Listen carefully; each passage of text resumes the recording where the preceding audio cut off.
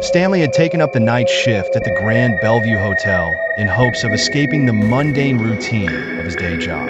The hotel was nestled on the outskirts of town, catching the eerie whispers of the woods that surrounded it. Its antiquated architecture seemed frozen in time, a relic from a bygone era resistant to modernity. His first night started uneventfully. The flickering lights and the rhythmic buzz of the aged elevator were his only companions. Yet as the clock neared midnight, Stanley felt an inexplicable chill curl around his spine. He dismissed it as fatigue. It was around 2 a.m. when the phone rang. An old rotary phone that sat on a faded mahogany desk. The hotel was practically empty. Who could possibly be calling? Stanley picked up the receiver hesitantly. Static filled his ears, followed by a distant, echoing voice. Room 213, it whispered before the line went dead. Room 213 was said to be haunted.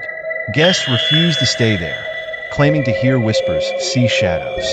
The door had been locked for years per management's decision. With trepidation gnawing at him, Stanley found himself drawn to the hallway leading to room 213. As he approached, the air grew colder. His breath turned into visible puffs. Stanley stood before the door, key in hand, unsure if his actions were guided by curiosity or some otherworldly compulsion. His hand shook as he inserted the key, the tumblers turning with an ominous click. The room was shrouded in darkness, save for the pallid moonlight that struggled through the curtained window. It seemed ordinary enough until he noticed the shadows. They danced along the walls, expanding, contracting, forming grotesque shapes. Sweat dampened Stanley's brow as he stepped further inside. Just as he was about to retreat, the door slammed shut behind him, locking with an unnatural force. Panic set in.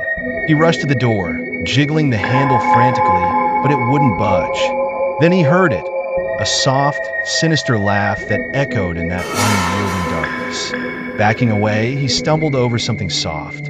His flashlight revealed a dusty teddy bear, its eyes missing, leaving hollow sockets that seemed to peer into his soul. The room expounded silence before being pierced by a child's voice, sweet yet menacing.